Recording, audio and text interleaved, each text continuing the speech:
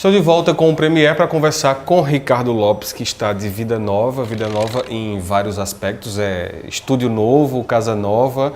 Tem muita coisa mudando desses últimos meses para cá, Ricardo. É verdade, Will. Com todas as dificuldades, né, que o Brasil próprio mesmo vem passando, a gente, graças a Deus, foi contemplado com algumas coincidências. E assim, eu tenho um primo que tem um apartamento, eu morava lá no meu estúdio, né, morava e trabalhava lá. A gente tem uma certa preocupação com a segurança, no fato de hoje você trabalhando e morando no mesmo lugar, tudo que você tem está lá junto, né, e as coisas não estão fáceis. Aí eu tenho um primo Alberto, que tem um apartamento bacana aqui, pertinho, e me ofereceu, estava fechado há muito tempo, e eu fui morar lá, né, pelo um preço bem abaixo de mercado, bem aprazível, e foi ótimo. E fiquei lá na casa. O proprietário da casa resolveu que iria vender a casa, e eu fiquei preocupado, né, não tinha como não ser, e ao mesmo tempo fiquei sem saber o que fazer. Só que de repente surgiu aqui vizinho, parede com parede, né? Essa possibilidade de me mudar, e nós estamos aqui nesse lugar maravilhoso, né? Para situar, a gente está em Nova Betânia, seu estúdio que era junto com o ateliê aqui do lado, próximo à Praça do Rotary. Isso. Então você passou uma temporada tanto trabalhando quanto morando lá. Então um dos principais motivos de saída foi essa venda do imóvel. Isso, e também o imóvel era, como eu fui para lá para morar também, ele tinha uma característica de casa, né? Diferente desse aqui que tem uma característica de estúdio, né? Aqui de empresa. Inclusive aqui você tem a ideia de ser 2 imóveis, né? E realmente vão ser 2 imóveis porque vão ser 2 negócios. Nós vamos estar abrindo outro negócio, né? Paralelo ao estúdio. Então, tem uma placa gigante aqui já para quem ainda está em dúvida onde é que Ricardo está. Se procurar o antigo estúdio vai ver que está do lado. Mas você já está trabalhando aqui, já está fotografando aqui dentro, apesar de alguns reparos que você ainda está fazendo nesse espaço. Sim, com certeza. Na realidade, o espaço está a 90% do que nós gostaríamos, mas está dando para trabalhar tranquilo. Inclusive, a gente já lançou promoções de reinauguração, né, dessa mudança, e nós vamos passar o mês inteiro com preços promocionais, o mês de agosto. E, assim, bem esperançoso que realmente possa reagir, o mercado reage, o mercado não está fácil para todos os ramos, né? O novo negócio seria o café que você vai botar para funcionar aqui. Isso. É uma cantina, né? Uma cantina aos moldes de um tiquinho, que é um tiquinho de cada coisa. É uma cantina com algumas coisas de uma cantina italiana, mas com um ar de nordestino, e que vai servir café da manhã e janta, self-service, né? Deliciosas as comidas, a gente está contratando pessoas realmente de responsabilidade mesmo, de competência. E assim, o café da manhã é um self-service, né? O preço é bom, isso é uma das coisas que a gente vai estar mais focado em ter um preço justo. Essa última casa que você estava não só morando como trabalhando, foi o lugar onde você começou a exercitar mais o seu lado artista plástico, né? Você estava com o Ney Moraes lá, inclusive. Como é que ficou esse lado da sua vida com essa mudança de prédio e de moradia? Já que você foi morar num apartamento, montou o estúdio em outro prédio, que é vizinho, mas é outro prédio. E aí o que é que se faz com o artista plástico Ricardo Lopes? Exatamente. E com o Ney Moraes, nesse caso? Como ficaram? Ney está com a gente eternamente, né? Eu estou mudando, ele nem veio aqui esses dias ainda, que eu estou esperando terminar tudo para que ele venha. Mas a gente vai adaptar lá na cantina, um espacinho onde você vai ter alguns produtos, e eu vou estar criando aqui atrás uma venda de garagem, né? Nós temos uma garagem, nós vamos fazer um ateliê bem bacana, bem rústico, mas bem estocado, né? Com muita coisa bacana, porque isso é outra coisa que eu gosto de fazer, uma coisa que não tem nem sido ainda rentável ainda, mas que eu acredito que possa ser, e que se não for já é muito satisfatório, eu já vou estar satisfeito por estar exercendo isso. Ricardo, eu conheci fazendo uma matéria para o Moçoroense no seu antigo estúdio, que era lá no Boa Vista. Na 12 anos, Na 12 anos, que é onde você... Era a sua casa também, né? Casa. Era casa e estúdio. Isso, ali onde eu fui criado. Era um tempo ainda em que não existia esse boom de fotógrafos em Mossoró. Ricardo Lopes era uma das raríssimas referências. Isso. Né? Você procurar um fotógrafo em Mossoró, Ricardo Lopes. Isso. Então, tanto o estúdio não tinha uma superestrutura por questões de época, enfim, nem a questão digital era fortíssima ainda, né? Você trabalhava muito a fotografia até a tradicional ainda, são uns 5 anos. Então, pouco... Mas o seu começo na fotografia vem de onde? Sempre foi ali? Quando você se profissionalizou fotógrafo, você morava ali já? Não, meu primeiro estúdio foi no Boulevard, em 97. E isso já era eu era profissional, assim, eu agregava a fotografia a outras atividades, né? Meu primeiro estúdio foi ali. Depois eu fui ali para a Praça do Pax, onde é Rony Vídeo.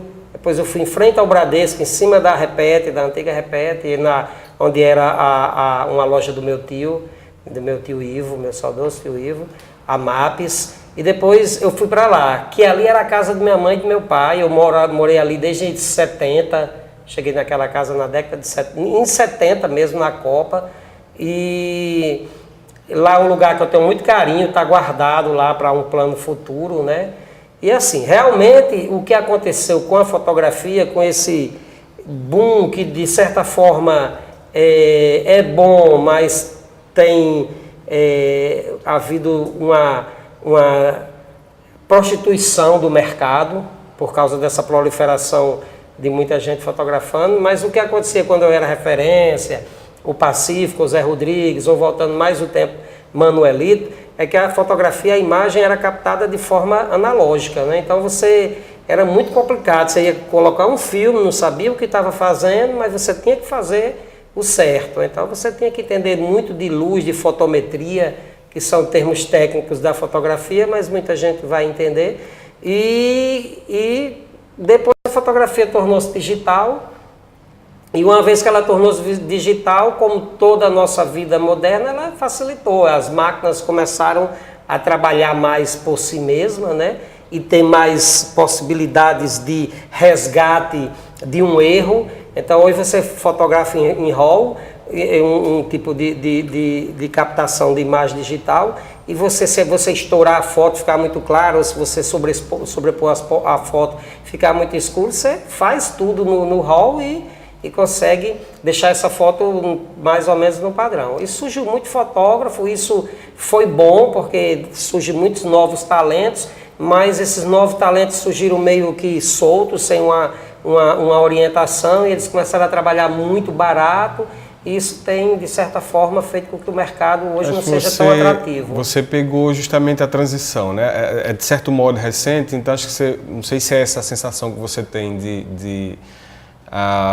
do começo do digital ou até o pré-digital, para chegar nesse boom em que todo mundo acaba virando fotógrafo, de certo modo. Acho que vocês trabalhavam muito mais o humano, então tinha que lidar muito mais com o seu tato do que com a máquina. Seria essa a grande diferença do que você fazia na época que você estava, né, no Boa Vista para o que você faz hoje? Isso, eu estou exatamente no meio desse percurso. Eu fotografei eu tenho 20 anos de fotografia, fotografei 10 anos analógico, e eu estou há 10 anos, desde 2003, no digital. O que você antes... A fotografia é engraçada, olha só, Will. Os álbuns dos casamentos eram uma mentira. Porque a gente colocava todo mundo na mesa do bolo e fotografava, todo mundo na mesa do bolo e fotografava. Então ele não retratava o que tinha acontecido naquela festa. Já a imagem da fotografia era real, porque se a pessoa tinha espinha, o cabelo ruim, braço grosso, ela sairia daquele jeito. Houve uma inversão. A fotografia passou a ser uma mentira, então todo mundo mais novo, mais magro, mais jovem.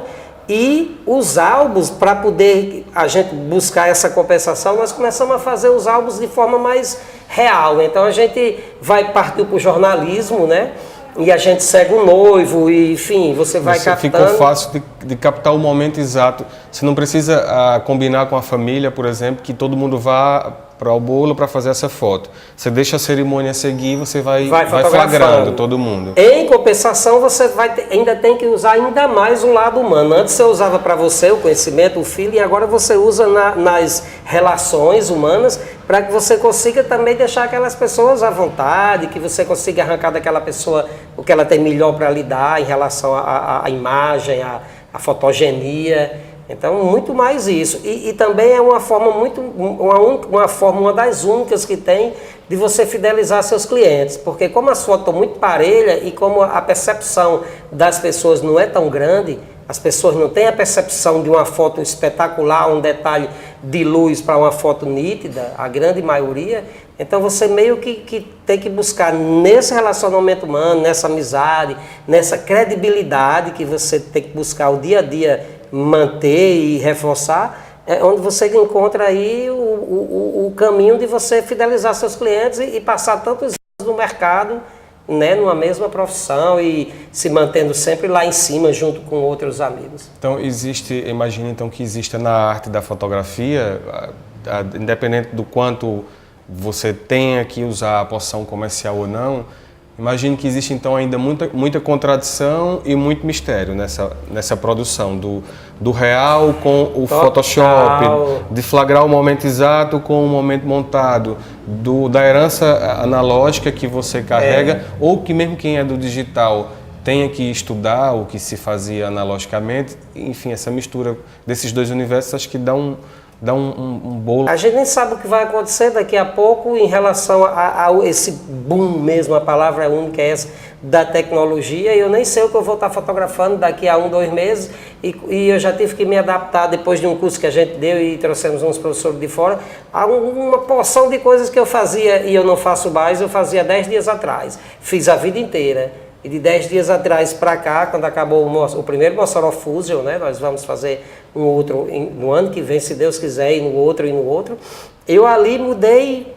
Então a gente chegou à conclusão que vamos atrás de linha de crédito, vamos ter que nos profissionalizar cada vez mais e investir em equipamento, e investir em viagem para treinamento, essas coisas, porque senão... E você fica, e quando você terminar de aprender isso, você já tem que estar esquecendo, porque... vai surgir novos programas, novas câmeras, nova tecnologia, nova maneira de captar a imagem, enfim. Como você usa a nova tecnologia lhe obrigou a mudar seu olhar sobre a fotografia nesse caso? Ou você consegue, na hora de fazer um book de debutante ou de casamento no caso, você, apesar de toda essa carga tecnológica que tem hoje, você aproveita ainda para manter um olhar que você considera tradicional e que você não deseja mudar na hora de clicar, ou até esse olhar você, por causa do novo mercado, das novas tecnologias, teve que mudar até essa maneira de fotografar essas pessoas, não, independente do equipamento em si. Perfeito. O Ricardo Lopes, você mantém o mesmo Ricardo Lopes de 20 anos atrás e pretende manter esse mesmo olhar. Como é que funciona Perfeito. O olhar? Isso aí é uma colocação, isso é das coisas hoje que eu penso que é o meu diferencial. Eu fotografo como se eu estivesse fotografando com filme. Então eu fotografo certo, tenho que fazer certo. Eu faço a fotometria de cada foto, num casamento, no book, onde quer que seja. E eu já faço o enquadramento certo. É seu estilo.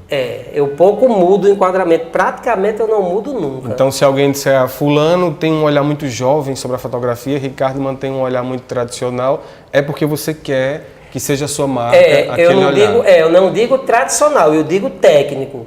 Assim, a modernidade você tem que buscar. E quando você vai buscar a modernidade, você vai lá atrás olhar os grandes mitos da fotografia. Por exemplo, hoje em Mossoró tem um amigo que eu acho ele um talento na fotografia de fotojornalismo. E ele está buscando inspiração em Sebastião Salgado, em pessoas que fotografavam há 40 anos atrás e fotografam hoje ainda, mas que fotografam com a concepção de 40 anos atrás. Porque a verdade é única. Você tem que fotografar a verdade.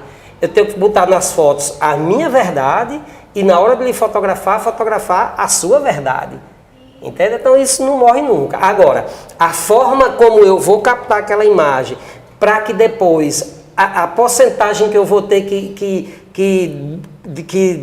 inovar. Ela, dentro de uma tecnologia, por exemplo, que porcentagem eu vou usar de filtro, de cores, de tudo numa tecnologia. Isso aí eu faço para cada vez ter que usar menos, embora o mercado lhe ensine cada vez a usar mais. Ricardo, eu sei que esse é um assunto sem fim, fotografia, vou aproveitar para chamar um intervalo. Daqui a pouco a gente volta conversando mais e descobrindo aí os mistérios da fotografia com o mestre Ricardo Lopes. Até já.